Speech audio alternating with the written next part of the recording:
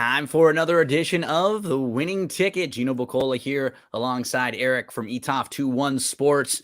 And Erik, what's fun about the time period where we are in the year right now on the calendar? We're getting into football season now. This weekend, college football will begin. A couple weeks from now, NFL begins. So on this show, we will be able to cover a ton of ground.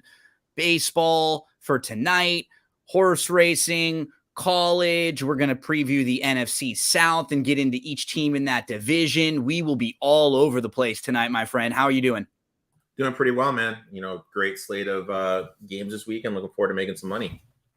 Okay, well, we have a lot of ground to cover, so we need to get into it right away. First off, we want to remind all of you, if you are in the state of Iowa, if you know anyone in the state of Iowa, let them know about DRF Sportsbook, and you make sure to sign up for an account right now so you can play along, and you can see our promo code flashing across the bottom of the screen, FAST150. That'll give you a $150 deposit match bonus, so make sure to use that promo code when you sign up. When you sign up and you're ready to rock, we've got lots of plays for you. Hopefully we can send you in a winning direction. Erik, tonight for baseball, you have 3 plays, I believe, tonight, right? 3 plays. They're all in the same game.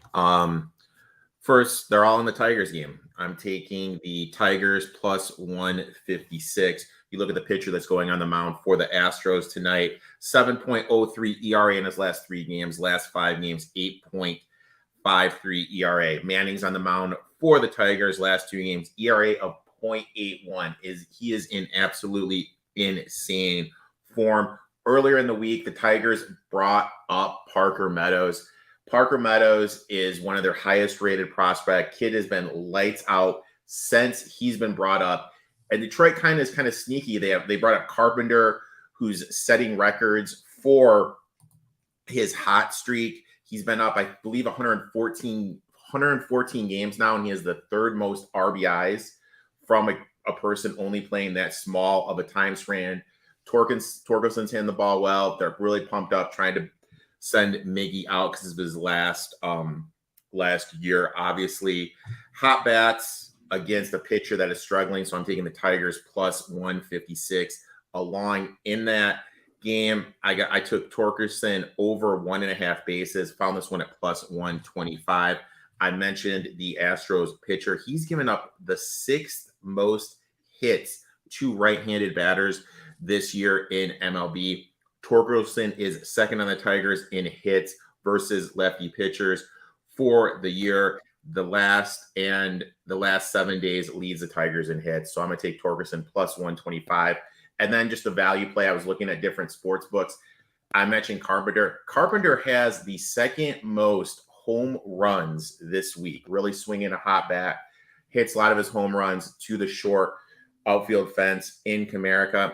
And he's 10 to 1 to hit a home run when everyone else who has been swinging the bat as hot as him this week is down the 4 to 1 range. So I just threw a quarter on the unit for Carpenter to hit a home run. You like the Tigers a little bit, huh? You play them as like a dog often. They're one of those dog teams because they're never favored, right? You look at it for the year, they have a positive ROI coming off a loss. So, coming off a loss, playing the Tigers, like I said, this Meadows kid is something special. Left-handed bat, plays in the outfield. I think they got something going here, so I'll take the Tigers here.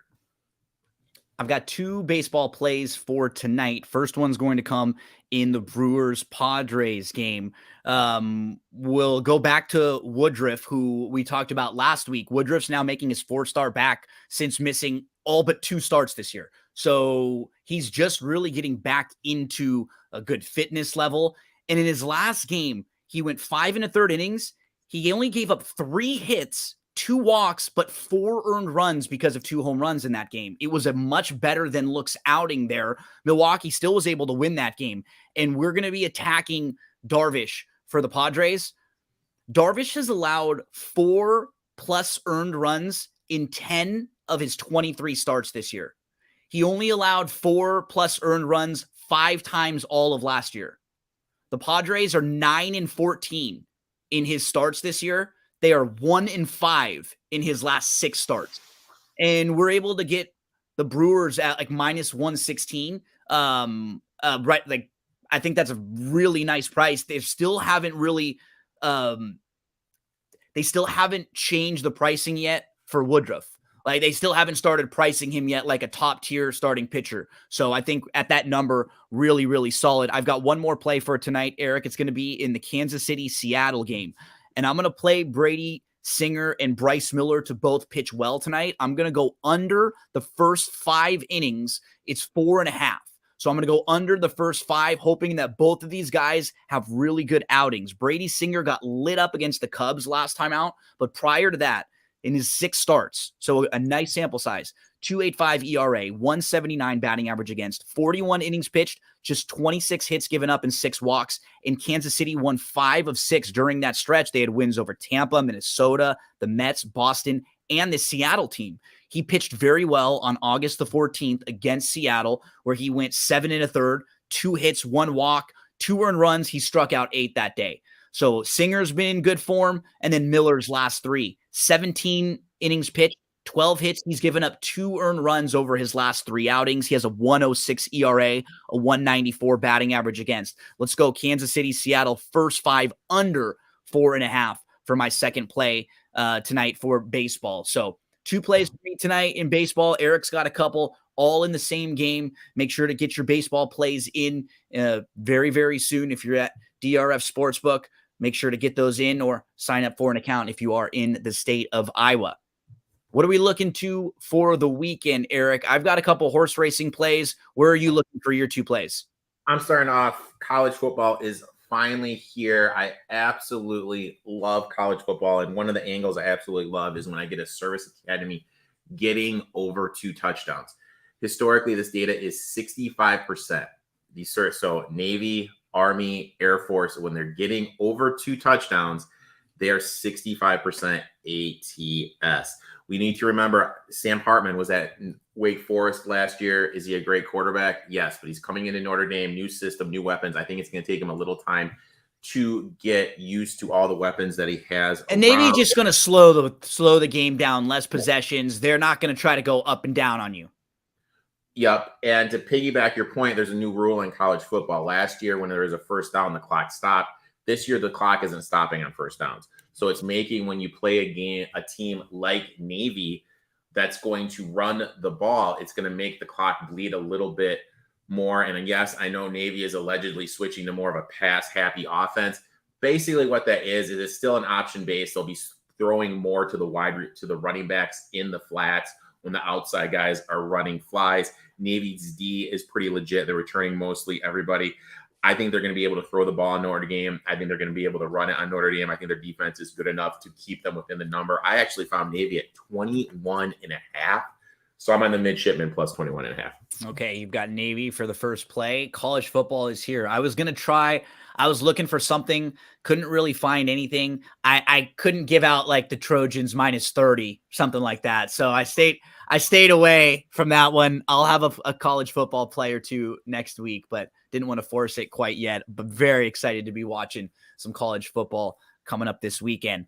I have 2 plays in horse racing. I'll give you one of mine, and then we'll get back to you for another play, Eric. I'm going to start at Saratoga. It's Travers Day on Saturday. I'm not going to talk about the Travers race, but it's a great race. The Kentucky Derby winner, the Preakness winner, and the Belmont winner are all in the same race, and none of them are actually favored. So that's a good one. The race I'm going to talk about is a couple races before that, though. It's race number 9 on Saturday at Saratoga. I'm going to talk about the number 3 in here, Verifying. So this is a sprint race. This is the Alan Jerkins, the 7 furlong sprint for 3-year-olds. Verifying is a horse who's been going a little bit longer through a lot of this year. Verifying was a horse who ran in the Kentucky Derby. Verifying was in the Bluegrass. He was the winner of the Indiana Derby. But you can tell in his races that he doesn't really want to go more than a mile and an eighth, especially not a mile and a quarter like in the Kentucky Derby. That's too far for him. He's going to turn back in this race and go 7 furlongs. So that means he'll probably be just coming off the pace a little bit more. And that should be a good place to be in here because New York Thunder is very, very fast. Arabian Lion is right next to him, and he's really fast. I do not think those two horses are going to let each other get away. There's a quick horse named Drew's Gold from the rail. The other two horses, Fort Bragg and One in Vermilion, they're not slow. I could see Verifying being a horse who sits 3 or 4 lengths behind and really gets a benefit of a fast early pace and comes closing in here. I like him coming from off the pace. He's 4-1 on the morning line. My value line would be 3. I wouldn't want to take less than 3 on him in this spot. So at least 3-1 or above on Verifying. That's race 9 on Saturday at Saratoga. Erik, where are you going to head for your next play? I am going to Daytona. I'm going to NASCAR. And I'm taking AJ Allmendinger at top 10 plus 160. And I know that everyone's thinking, oh my God, this guy's a road course. Why are you taking him at a super speedway? Last 7 races at Daytona, 6 top 10s, worst finish 15th. This year at super speedways, Atlanta 10th, Daytona earlier in the year 6th, Atlanta again 3rd, Talladega ran into some trouble, got 29th. 3 out of 4 super speed races this year, he has finished in the top 10. 6 out of 7 at this course, finished top 10. And I'm getting plus 160. I think the narrative that he is just strictly a road course racer is getting a little out of hand, and we can take advantage of it. So I'm taking AJ Allmendinger top 10 plus 160. Plus 160 play for Erik there. Erik, I'm going to raise you with my final play for the weekend look ahead. I'm going to go to Del Mar for Saturday. I'm going to go to race number 6. We're going to look at Disco Ball, who is 12-1 on the morning line. We're looking at the number 3 in here. Disco Ball is dropping in class, is going to add the blinkers. And overall, he's been pretty consistent. His last start, he went a mile. That's just going farther than what he really likes.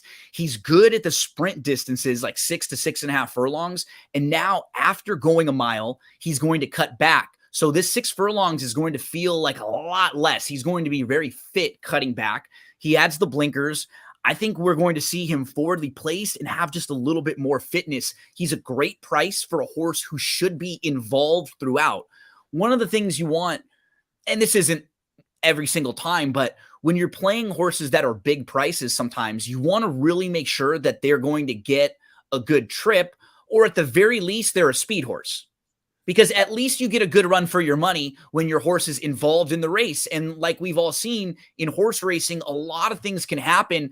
Horses in the back can get in trouble. They can stumble out of the gate. Traffic, all sorts of things can happen. You want to be on the front. You want to be close to it. I think Disco Ball sits a good trip in here and will be very fit cutting back. So 12-1 for me. I thought this horse should be more in the 5-1 range. So if I can get anything in that like 6 and above, that's good for me on a win wager with Disco Ball.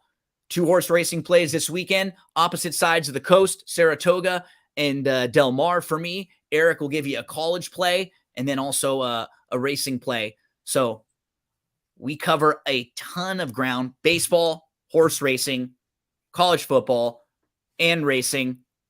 Now, just because we want to be so diverse, let's get into some NFL, Erik.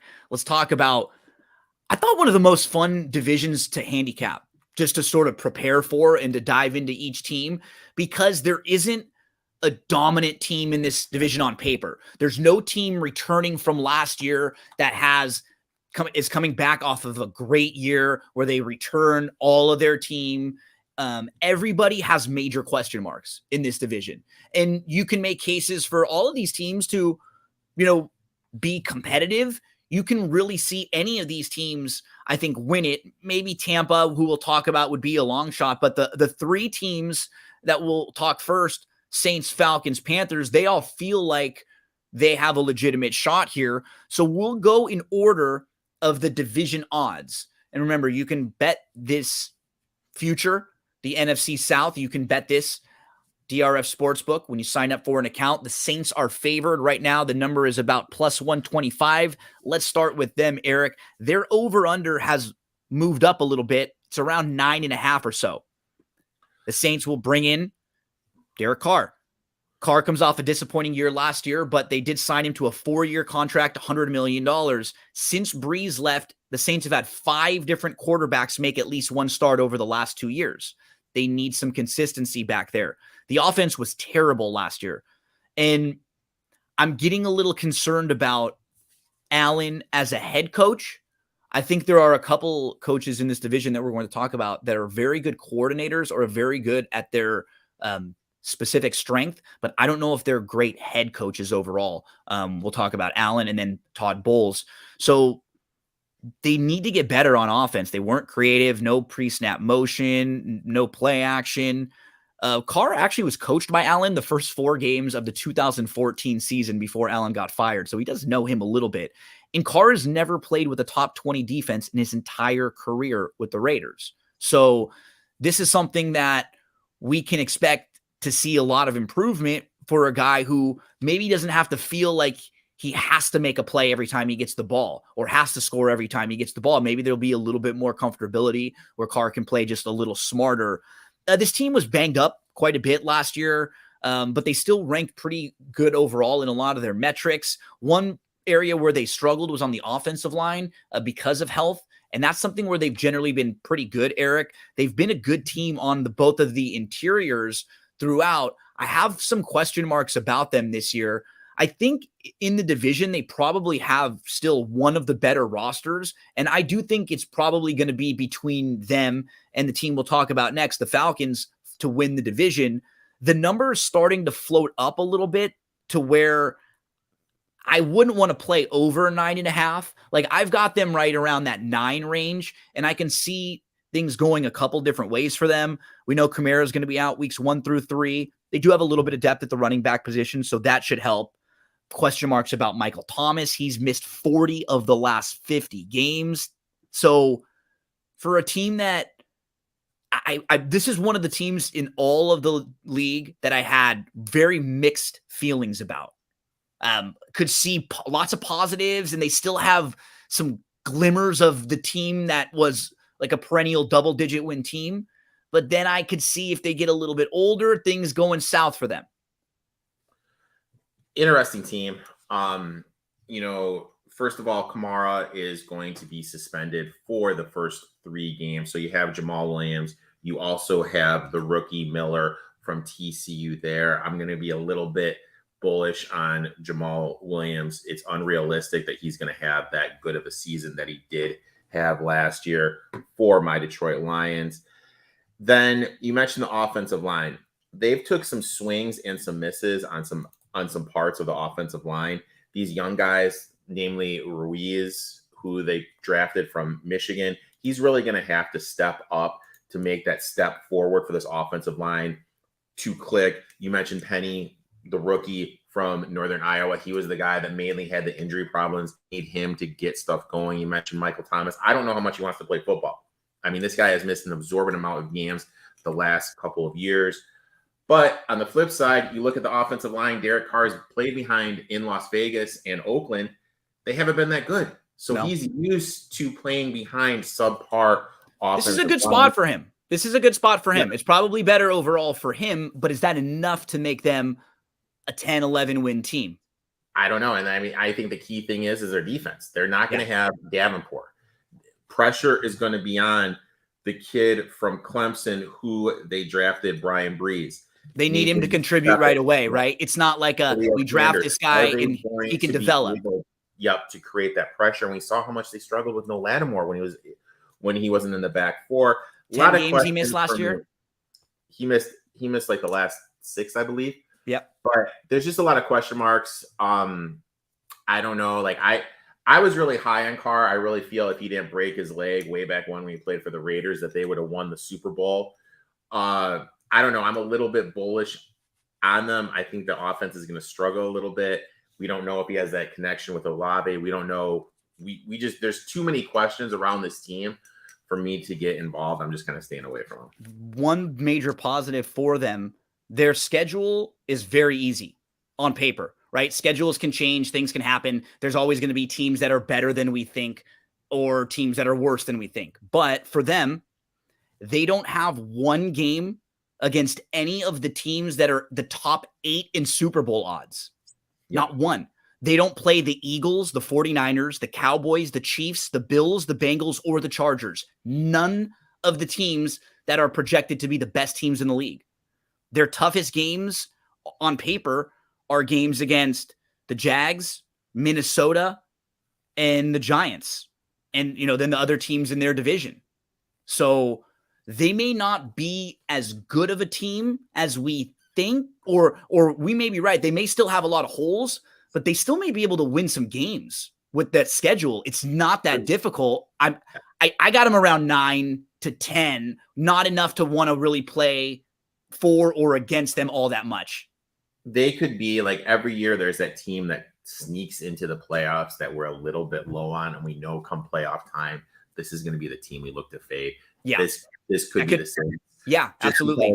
They have a weaker schedule, and the quality of teams, when you look at it, NFC compared to AFC isn't in the same league. So something to definitely watch for.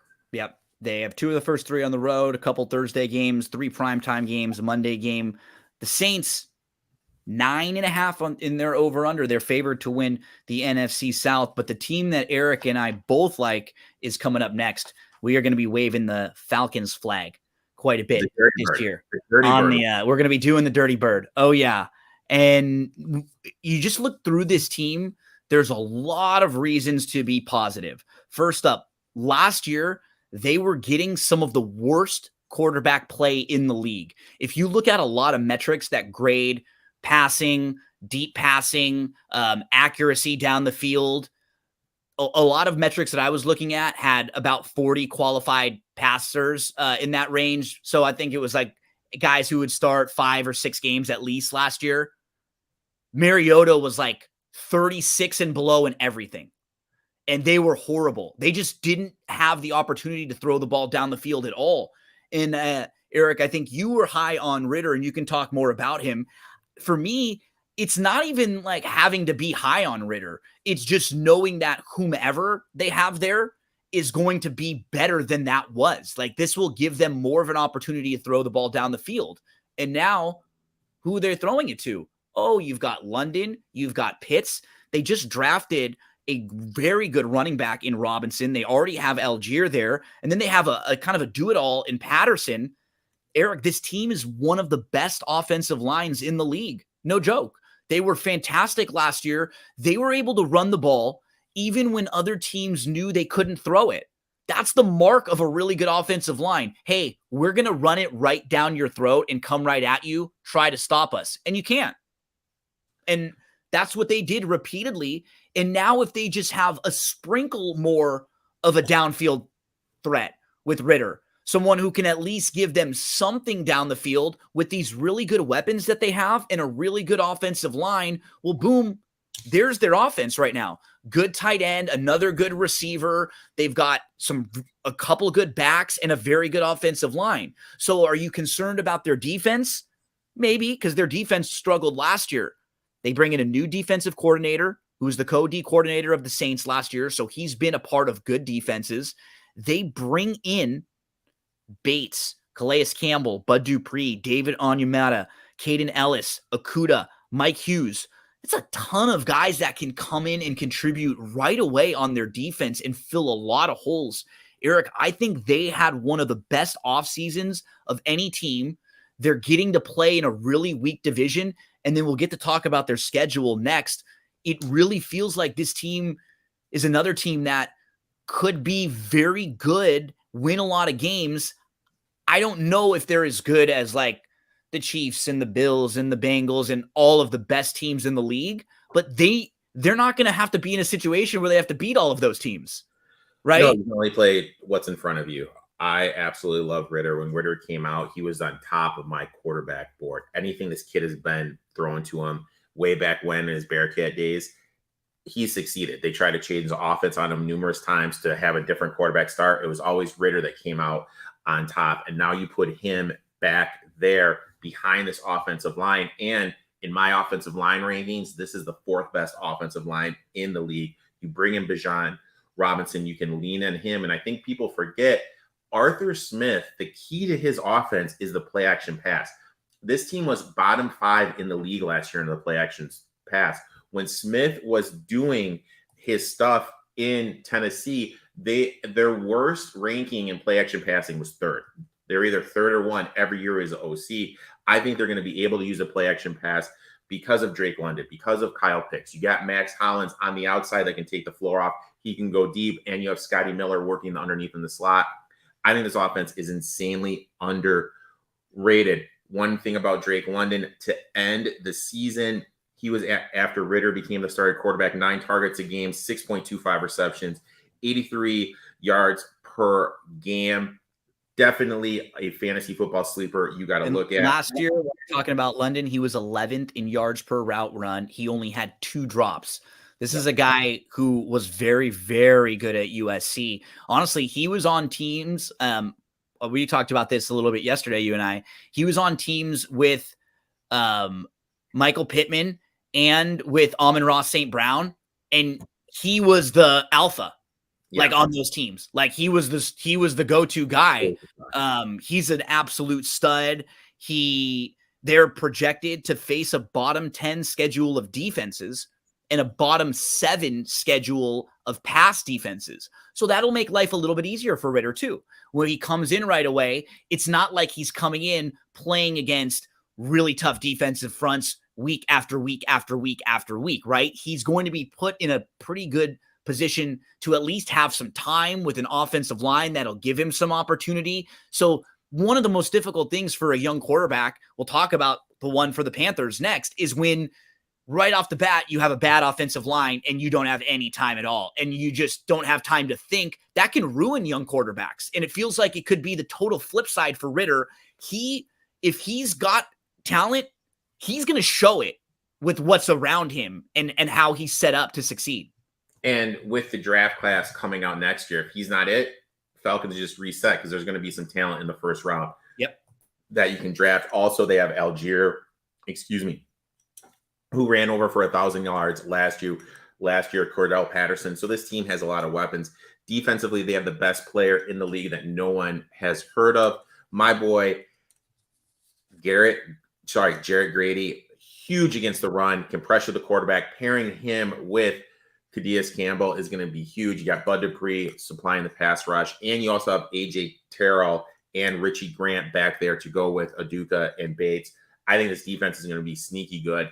Again, because of having to play the Buccaneers twice, having to play Bryce Young twice, having to play the Saints and the easier schedule overall, this could be a fantasy football sleeper. I absolutely love this team. I took them at plus 165 to make the playoffs. I also bet them at plus 300 to win the South. And I threw a little bit of money on them at 75 to 1, plus 7,500 to win the Super Bowl. My thought process, if I think they're going to win the division, South, they're going to host a playoff game. With them hosting the playoff game, I'm getting 75 to 1. This is like easy hedge out. And we saw the Eagles. I had the Eagles, I think, last year at 50, 40 to 1. We really don't know what these teams have. And if they can run the ball and lean on that run game, keep the defense on the sidelines, I think this team's going to be sneaky good. 75 to 1, easy hedge out opportunity if they make the playoffs. So yeah, I'm doing the dirty bird all year long. They don't have any games against teams that are the top 7 in the Super Bowl odds. The best teams on their schedule are the teams in their division and the Jets and the Lions. Those are their toughest games on paper. So another weird thing that I like for them, they have 17 Sunday games. Their schedule isn't off at all. So for a young team, they can have the same exact routine almost every week. Same exact thing. Here's what we do on Monday, Tuesday, Wednesday, Thursday, prep, travel. This is what every week. They don't have to worry about it being different for a Monday game, for a Thursday game, for a Saturday game, any of that. They do go to London in week 4, and then they have 6 more games after that before their bye. But they're all Sunday games. The schedule is really nice. There aren't any like parts of the schedule where you go, oh, those are like 3 or 4 losses in a row. And right off the bat, they play Carolina they're at home against Carolina and at home against Green Bay. Mm-hmm. 2 very winnable games. Following that, they play at the Lions, which the Lions are going to be good. I think a lot of people think they're going to be better, but are they a team that's unbeatable? No. And then they have Jacksonville in London, Houston at home, Washington at home. This team has a really nice start to the schedule, Erik. There's just a lot of things that feel like this team is a good play in the division. The only thing I would say is you want to do it pretty soon if you haven't done it yet, because Erik has already bet this team a month or two ago, and they were at plus 300 and closer to that number. And now they've moved all the way down to plus 200 because as people start to do their research and start to look through the rosters and see all the moves that they've made and realize their schedule is really soft and the division isn't that strong, this team really kind of stands out as a fun team to play and a team, like you said, that we're going to be talking about a lot this year. I think they're going to win 11 games based on their schedule. I really do. So I played their win total. I'd still be fine with playing them to win the division at anything down to about like plus 175, 80. I probably wouldn't want to go less than that, but anything still in like the plus 200-ish range down to about 175, I'd still be okay with, because I really think it's just between two teams to win this division, Erik. Yeah, I mean, I think it's the Falcons. I'm not buying the Saints. No, I really am super down on the following two teams that the next two teams we're going to talk about. So to me, I just think it is between them and the Saints as far as winning. So I can eliminate some of the other two. I still think there's some value to be had on Atlanta. Anything else you want to mention about the Dirty Birds? Nope. Falcons, lock in those plays. We'll be loving the Falcons. Their over-under is 8.5. I'd even play an adjusted over-under like at 9.5. Like I said, I think they win 11 games. I'd be fine playing all the way up to around there. Let's move to the Panthers. They hire Frank Reich as their head coach. So a new staff, new defensive coordinator who was formerly a secondary coach. That's where they were really bad last year. One of their strengths could be the defensive front, led by Brown, had a great year last year. Thompson, Luvu, some positives for them. They were 22nd in total defense, but you could see like positives about them, and they do have a lot of talent on defense that they've been able to stack up a few years from being bad, kind of drafting high. For them, the real big story is they bring in Bryce Young. Can he be the guy?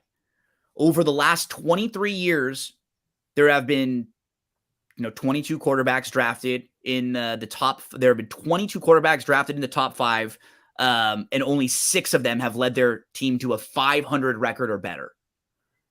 And when we compare this situation to another young quarterback, he's not a rookie, but the one we just talked about, Ritter with the Falcons.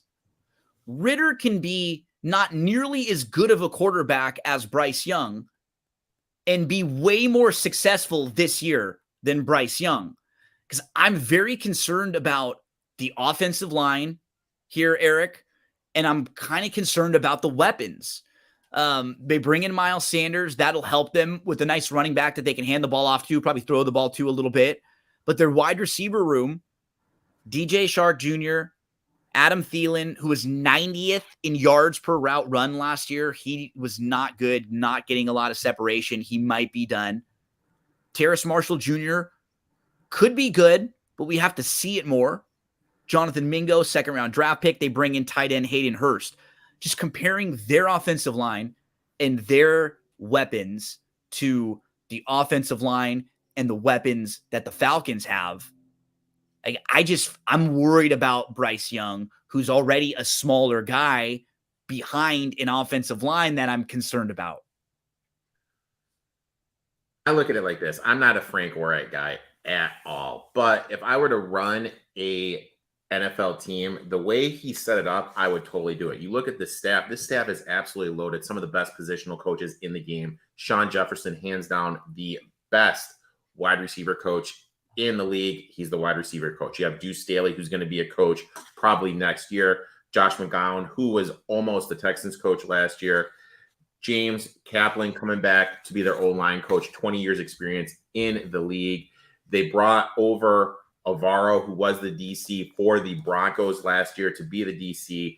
Dom Capers, who has DC experience and head coach experience. He's a special assistant. And you have D'Angelo Hall, who used to be one of the better DBs in the league, as the DB coach.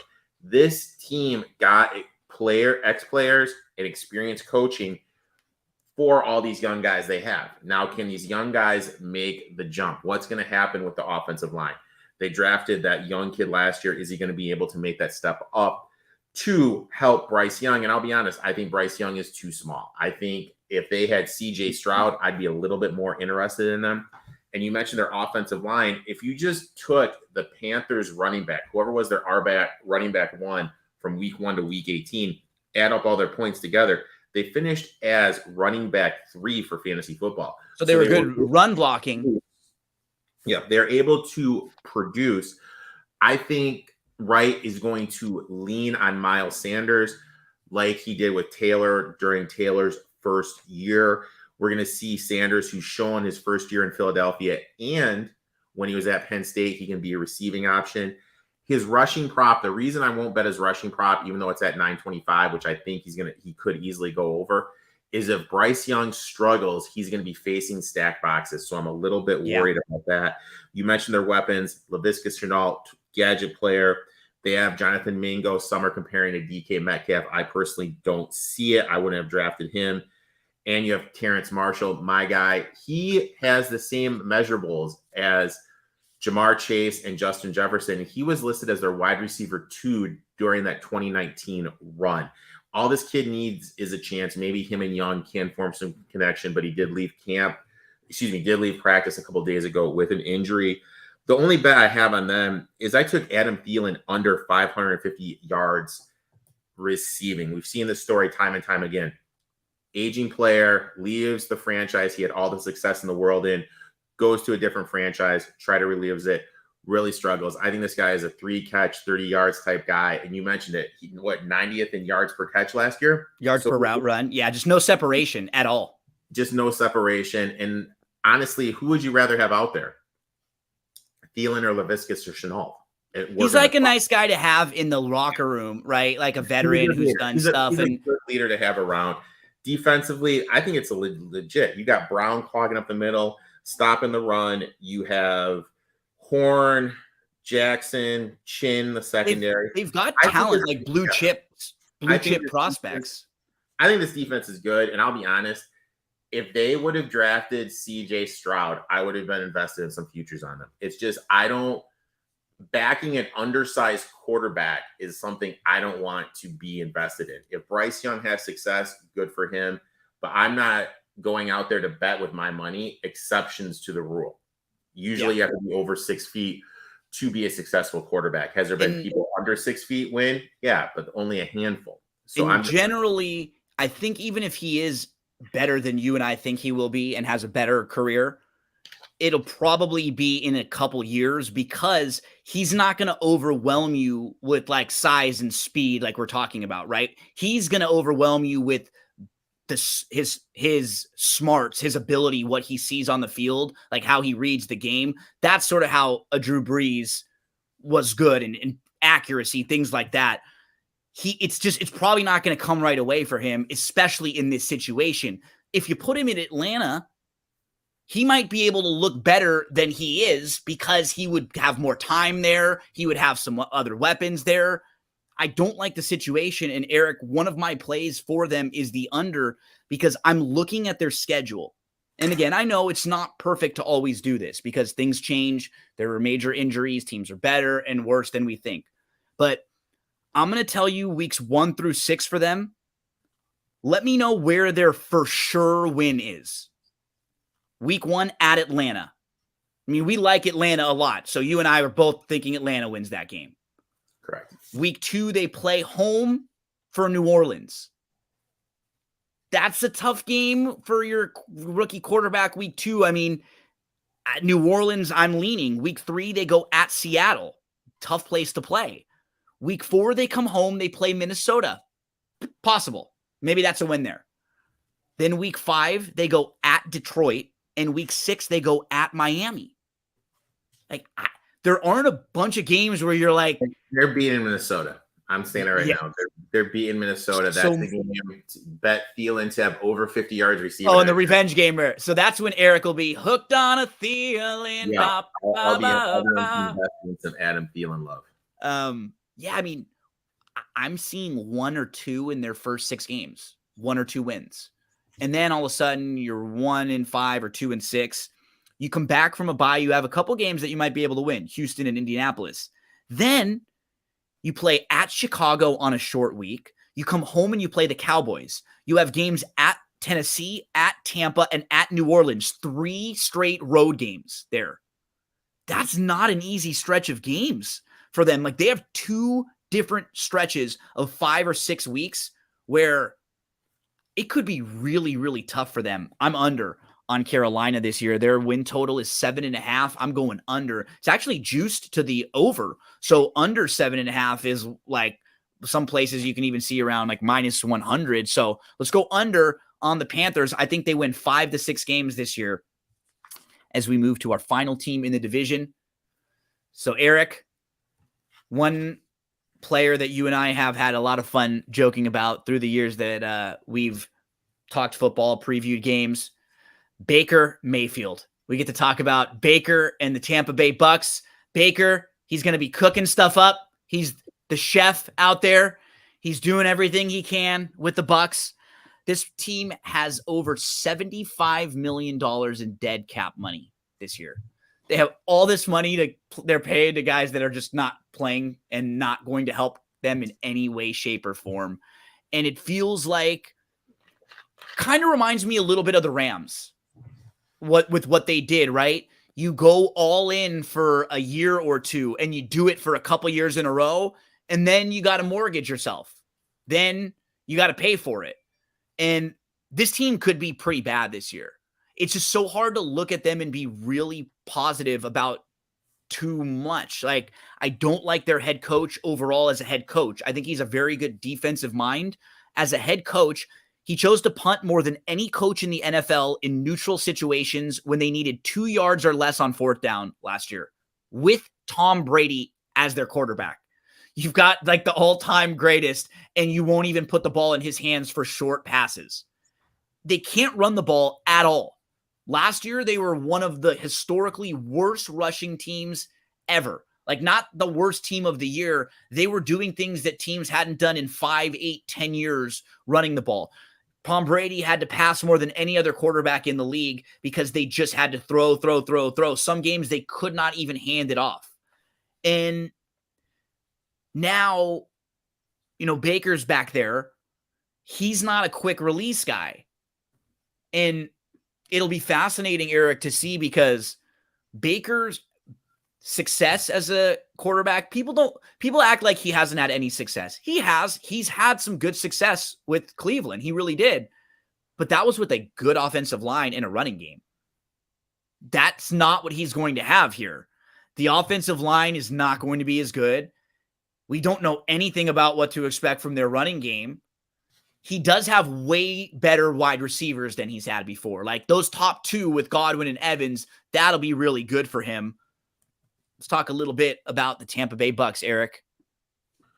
First of all, I think they're tanking. You kind of look at who they signed as their OC, David Canales. He has a history of developing young quarterbacks, very instrumental to developing Russell Wilson when he first came on. And now you have Mayfield, who's at this point of his career where he basically is what he is. I'm not taking away from what he's done, but he's not going to be developed. He's not a difference maker. He is what he is. And I really think David is there for the next quarterback coming in. Have it be Rattler, have it be May, have it be Caleb Williams, whoever it is. I think he's there for the development of the next quarterback. Because he has not called plays since JV high school football. Yeah. So it might be a little bit of a shell shock in the first game or 2. And we need to remember that. My main thing that when I talk about football that I try to get people to understand is football is a lot of like the game of Risk. So I may play Risk completely different than you play Risk. When you're an offensive coordinator, you're going to call plays completely different than me. So, but you have to do it to see, you got to do it to find out what type of player you are, right? Yeah. If you don't do it, you don't even really know. You might think you are someone who's more of a go for it, but then in the moment when the situation arises, you may not be. And you don't really know until you do it. And we don't know, and nobody knows. And we saw last year where guys were calling plays for the first time, or they were calling plays in situations where they didn't have longtime veteran quarterbacks. It was a shell shock for some of them. And I don't know. Like you mentioned, like my thing is last year the running back was such a big part of the passing game with the change with Mayfield coming in, no more Tom Brady, no more Leftwich there as the OC. I think we're going to see Rachaad White's factor in the receiving game drop down. I'm completely fading him in terms of fantasy football. Also, the offensive line is going to be a complete train wreck. Jensen's coming back from injury. Really don't know what we're going to get from him. Wirfs is still there, but he's switching from right tackle to left tackle. You lose Shaq Mason, who was your best run blocker last year. You lose Donovan Smith, who was your left tackle, who was your best pass blocker last year. You bring in a rookie from FCS. Is he going to be able to make that transition? He's going to be playing the right guard. And then Luke. Tons of movement, right? Like, that's not good for an offensive line. Position is moving to a tackle position. I really think this unit's going to struggle to protect, struggle to create some running lanes. I will do this though. Just kind of looking at it, I think the wide receiver that benefits most is Mike Evans, just because Mayfield's arm right now is stronger than Tom Brady's. And did you tell the Evans stat yet on the 1,000 yards? No, he's hit 1,000 yards every single year. We saw 9 years now. Yeah, we saw in 2017 when it looked like he was going to hit him. The last 3 games, they peppered him with 10 targets per game. If they're struggling, they're out of the playoffs looking in. This is the only thing that's going to keep them going, something to keep the guys engaged. Look, even the counter to that, Erik, if they're better than we think they are, it's only going to be because of like leaning on those receivers and those guys having monster years. It's like they're not going to be good without major contributions from Evans and Godwin. There's no way those guys get hurt or have really bad years and this team wins 9 games or 10 games into the playoff team. So they're either really good and it's because those guys had great years, or at the end of the year when they have nothing to play for anymore, they just feed Mike Evans. Yeah. And I mean, look, his receiving prop is 925.5 yards. You get that at plus 115. I absolutely love it. And I'm going to say that their defense is going to be brutal. They don't have Akeem Hicks anymore to pair with my boy Vita Vera to stop the run. And even when Vera's it's great. Again, I love Erik. He's so great with stats, strategy, everything. It's Vita Vea. He called him Vite. I think he got both names wrong, the first and the last name wrong on that one, which I really love. But keep going. When Vea is he can't stay healthy, so you're losing one of the best run stoppers in the game. And you just kind of look at these DBs, Dean, Winfield, all these guys that were there that were great during that magical Super Bowl run. Last year they were brutal. This secondary you're going to be able to throw on. So if they need to score points because their secondary can't stop anything, you're going to have to throw the ball. I think the value is Mike Evans. I think he's going to be the one that benefits from Mayfield being there. So I played him over 925.5 yards receiving at plus 115. And when you look at this team and you try to isolate where their real strengths are. Oh yeah, that's the full name. That's his full name, Erik. So make sure you learn that one for next week. Not happening, dude. Get on that one for next week. Erik, as a Bucks fan, was able to get Giannis down after a while. So he can get there eventually. You point to Bowles has generally been an overachiever on defenses. So maybe he gets this defense to play overall a little bit better because they're usually competent on defense. But I can't look to any particular unit except for the wide receivers and go, that's where they're really good. Russell Gage just got hurt too, right? Russell Gage is out for the year. So that's their depth now. Their top 2 wide receivers are great. But now they're already hurting a little bit because Russell Gage was a very good number 3, right? Now whoever else is in there is not at that level. And you can have a great wide receivers, but if you don't have a good offensive line, if your quarterback is not one of the better quarterbacks or he's struggling and you can't run the ball, well, you can double the wide receivers. Like, they can make life really difficult for both of those guys and force Tampa to run the ball, right? Force them, show us you can run the ball. And I just don't know if this team can do it. Like, it's unfortunate because if they're bad early, you and I are going to be playing this team later in the year because their spreads are going to be so huge. They're going to be one of the worst teams, I think, based on paper, based on their roster. And then honestly, comparing them to the other teams in the division, remember, they won the division last year. They went to the playoffs, even though they weren't very good, and they had a couple very fluky wins. So they have a tougher schedule. They have games against the Eagles, the Bills, and the 49ers. Nobody else in the division has one game against any team that tough, and they've got 3 of them. Yeah. They also have games at Minnesota and at Green Bay, which are not going to be easy road games for them. Yeah, I don't like this team this year. I like Baker. I do. I like him more than most people do because I think people give him a lot of crap and don't remember some of his successes. But good luck this one, Baker, because I just don't think he's put in a really good position. This division's interesting because you always kind of think, what if? Baker and the Browns were in a position to beat the Chiefs. I know. What if they win that game? What if Derek Carr doesn't break his leg? That Raiders because was it Henny that got the first down in that game? Because the Chiefs had the ball at like midfield and they went for it right on 4th down. And if they get stopped, the Browns had been moving the ball. I think they'd scored like 2 or 3 times in a row. They would have gotten the ball and they would have been at like midfield and been able to go down and score and probably win. And then you're right. Everything, the whole history of what's next, the domino effect of, do they long-term with Baker? Are things different? Watson doesn't go there. All these different things happen. Where does he go? You just don't know.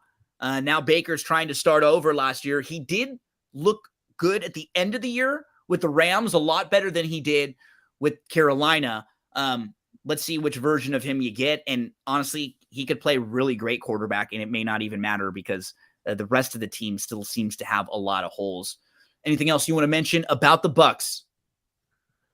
I'm going to really not looking forward to betting them, but I know we're going to get there probably like week 11, week 12, when they're like 14 and a half and 15-point dogs. When they're getting 5.5. It's or it'll be when it becomes 7.5, 10.5, and 14.5. That's when you and I will start jumping in when they're above a lot of those key numbers. As we finish up this week's edition of The Winning Ticket, we wish you all the best of luck this weekend. College football starts. Erik had a play for you. Remember, we'll be back again next week, and we'll have more football on the docket. We'll finish up with our division previews with the NFC North and Erik's favorite team, the Lions. A big thanks to the producer, Jack Fitzpatrick, for pulling the strings, the puppet master back there behind the scenes today. We'll see you again next week, folks, at 6 o'clock p.m. Eastern Time right here, DRF Sportsbook.